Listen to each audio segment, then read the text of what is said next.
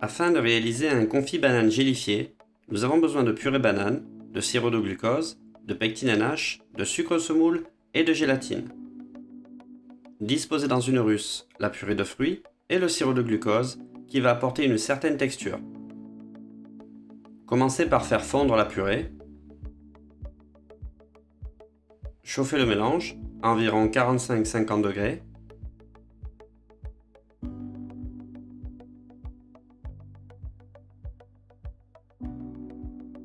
Parallèlement, mélangez la pectine NH au sucre semoule. Il est toujours important de mélanger le sucre semoule à la pectine et de les verser en pluie afin d'assurer une bonne répartition. La pectine NH est considérée comme un épaississant d'origine végétale qui va donner une certaine consistance un peu plus épaisse, un peu comme un confit. Quand la température est atteinte, versez en pluie le sucre semoule mélangé à la pectine NH. Portez le tout à ébullition et maintenir au moins 30 secondes l'ébullition dans la masse totale. Ces préparations sont utilisées en pâtisserie pour renforcer le côté fruit. On peut les utiliser pour garnir des fonds de tarte, des biscuits ou générer des inserts dans différents gâteaux. La pectine NH devra être pesée avec une balance de précision afin d'obtenir la texture la plus juste possible.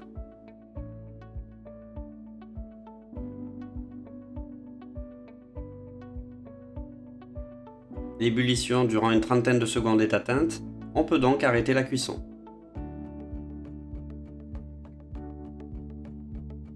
Incorporez la gélatine.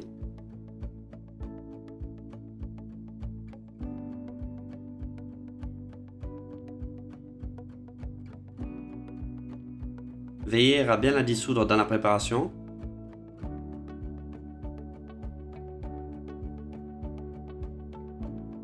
Le confit est donc prêt à être coulé dans les inserts de votre choix. Coulez le confit banane dans des cubes de 3 cm de côté. Veillez à les remplir convenablement, entreposant sur gélation pour bloquer et faciliter le démoulage. Afin de réaliser un biscuit madeleine, nous avons besoin d'œufs entiers, de sucre semoule, de sucre inverti, de farine courante, de levure chimique, de beurre fondu et de vanille. Commencez par disposer dans la cuve du batteur les œufs, le sucre semoule et le sucre inverti. Le sucre inverti n'est pas obligatoire, mais il va apporter du moelleux, de la souplesse et améliorer la conservation.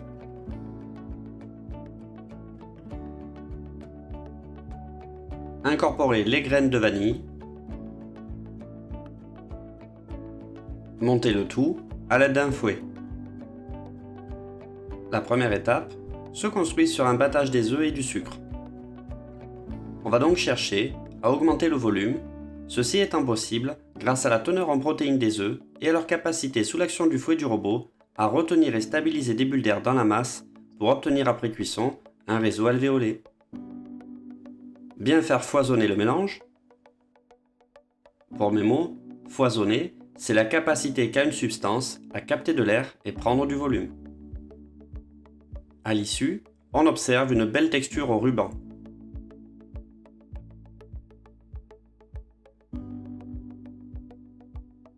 Incorporez la farine,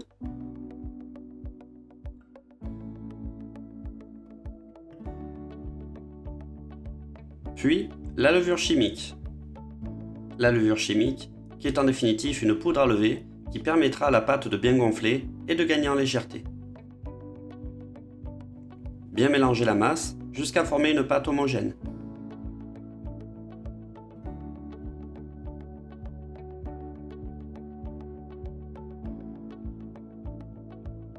Intégrez pour finir le beurre fondu.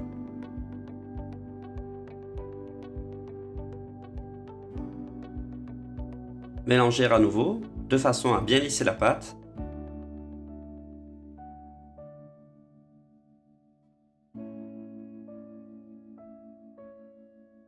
On observe donc une belle texture de pâte bien lisse et homogène.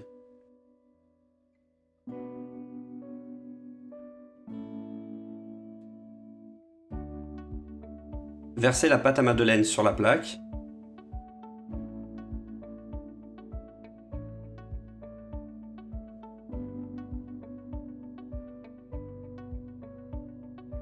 Étalez celle-ci à l'aide d'une spatule.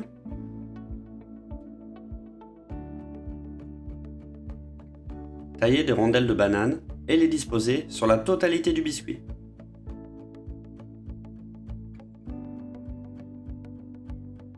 Veillez à les intégrer en quinconce. Les bananes qui vont réellement apporter une valeur ajoutée au biscuit, tant au niveau goût que texture. Les biscuits madeleine peuvent être utilisés en l'état ou bien être associés à un sirop de ponchage. Enfournez à 170 degrés durant 10 minutes environ.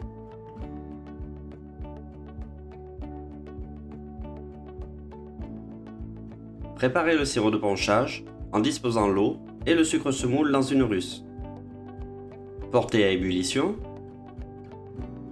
À froid, incorporez le rhum ambré et réservez.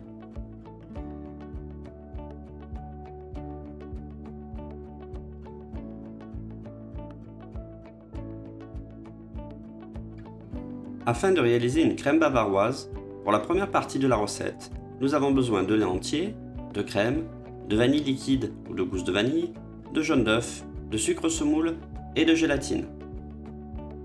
Commencez par faire chauffer le lait avec de la crème et de la vanille. La présence de crème n'est pas obligatoire, mais elle apporte un certain velouté et une saveur incomparable à la crème. La crème bavaroise est une crème dérivée qui est en définitif une crème anglaise collée à la gélatine, additionnée après refroidissement de crème fouettée. Pendant que le lait chauffe, mélangez les jaunes d'œufs avec le sucre semoule. Veillez à mélanger les éléments immédiatement, sous peine de voir les jaunes d'œufs former de petits grains. On dit alors que le sucre a cuit les jaunes. Plus précisément, le sucre, en contact avec les phospholipides, contenus dans les jaunes d'œufs, provoque une réaction qui génère de la chaleur et suffit pour provoquer une petite coagulation. Au niveau HACCP, et plus généralement de l'hygiène, il est important de maîtriser le protocole. Pour éviter tout risque bactériologique, on peut privilégier l'utilisation de jaunes d'œufs pasteurisés, qu'on appelle ovoproduits, à l'instar d'œufs coquilles, qui peuvent présenter un risque de contamination si la manipulation des œufs n'est pas conforme. Une fois le lait bien chaud, transvasez une partie de celui-ci sur l'appareil en effectuant le mélange hors du feu pour éviter tout risque de brûlure ou d'épaississement prématuré. Délayez le mélange et reversez le tout dans la russe. La cuisson de la crème anglaise est très délicate et peut engendrer une crème totalement inconsommable si elle est mal réalisée. Menez la cuisson en vannant la crème, c'est-à-dire en effectuant un 8 à l'aide de la spatule exoglace à l'intérieur de la russe. Afin d'assurer une cuisson sans encombre, ne pas hésiter à vous munir d'un thermomètre pour contrôler la température. Celle-ci ne doit pas excéder les 83 degrés, qui est la température optimale de cuisson de la crème anglaise. Au-delà de cette température, il y a un risque de coagulation non désirée des jaunes d'œufs, qu'on appelle la flocculation. Il faut donc absolument contrôler la température de la crème anglaise et donc de la cuisson. On doit également observer les changements de consistance de la crème. On dit qu'on cuit la crème à la nappe. La crème anglaise est une des crèmes les plus fragiles en pâtisserie. Il faut donc assurer un protocole dans des conditions d'hygiène strictes. La crème arrive bientôt au terme de sa cuisson et il sera nécessaire de la débarrasser et de la conditionner rapidement. Une fois la crème conditionnée, il va être important de faire chuter sa température rapidement afin de ne pas développer de bactéries. Nous allons donc l'entreposer en cellule de refroidissement afin de faire chuter rapidement cette température. L'utilisation d'eau glacée ou d'un pasteurisateur sont également des solutions permettant de la faire refroidir rapidement. Le refroidissement est réellement une étape cruciale qu'il convient de maîtriser pour assurer une crème anglaise parfaitement conforme. Pour vérifier la pointe de la cuisson, on peut tracer un trait sur la spatule. Si les deux crèmes ne se rejoignent pas, la crème est cuite. La crème a donc bien atteint une température avoisinant les 83 degrés. la crème est donc cuite. Intégrez la gélatine.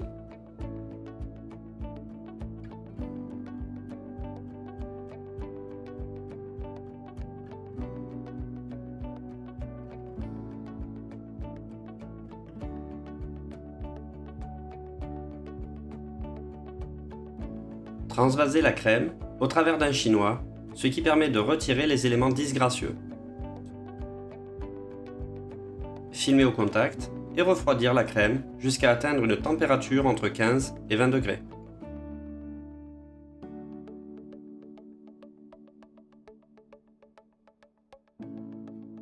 Pendant le refroidissement, montez la crème fouettée et réservez. À 15-20 degrés, on observe une consistance semi-épaisse caractéristique. Lissez la crème à l'aide d'un fouet. Il est admis de lisser la crème à une température un peu plus haute, autour de 20-25 degrés, si un montage en moule est sélectionné. En effet, le montage sera plus net si la crème est plus souple et pourra donc bien épouser les formes du moule. Incorporez le rhum ambré.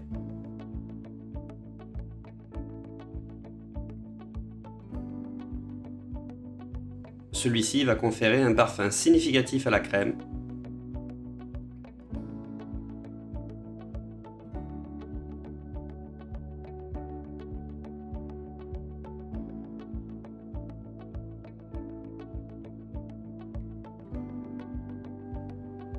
Incorporez pour finir la crème fouettée, qui doit être montée assez souple afin de ne pas faire ressortir le goût du beurre et de faciliter son incorporation. Incorporez la crème fouettée, idéalement en 2 fois. Mélangez convenablement à l'aide d'un fouet, sans battre la préparation.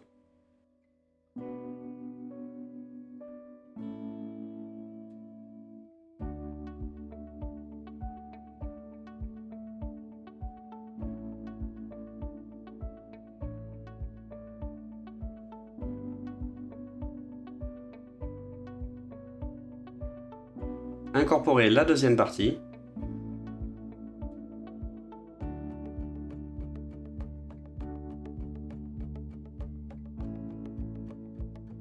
L'avantage de monter des crèmes comme cela est l'incorporation qui sera facilitée et pourra se faire au fouet. De plus, on obtiendra une texture très intéressante, mousseuse, sans avoir le goût du beurre, qui pourrait ressortir si la crème est trop montée. La crème est donc terminée, on peut désormais l'utiliser. Coulez un peu plus qu'à mi-hauteur la crème bavaroise.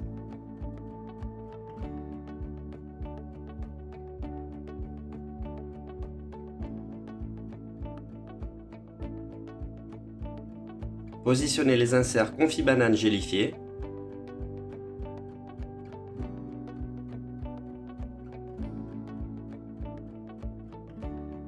Coulez à nouveau un peu de crème.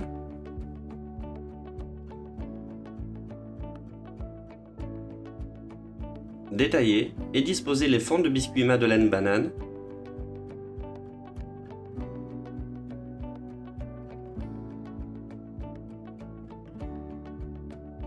Ponchez les biscuits.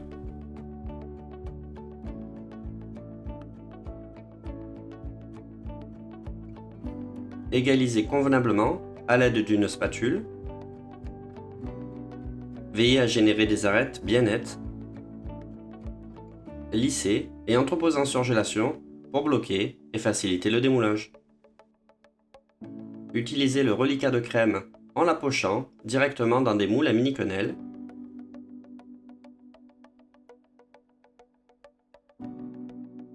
Lissez convenablement. Entreposez en surgélation pour bloquer et faciliter le démoulage. Démoulez et floquez les individuels. Floquez-les à l'aide d'un appareil à flocage velours ou à l'aide d'une bombe à spray velours. Les gâteaux doivent être parfaitement surgelés afin que le flocage soit réussi. En effet, c'est réellement là que le flocage rendra son plus bel effet. Disposez les gâteaux sur socle. Décorez avec une mini quenelle de crème bavaroise ou de mousse banane. Chevauchez 2 tiges en chocolat sur la quenelle. Décorez pour finir avec quelques paillettes d'or.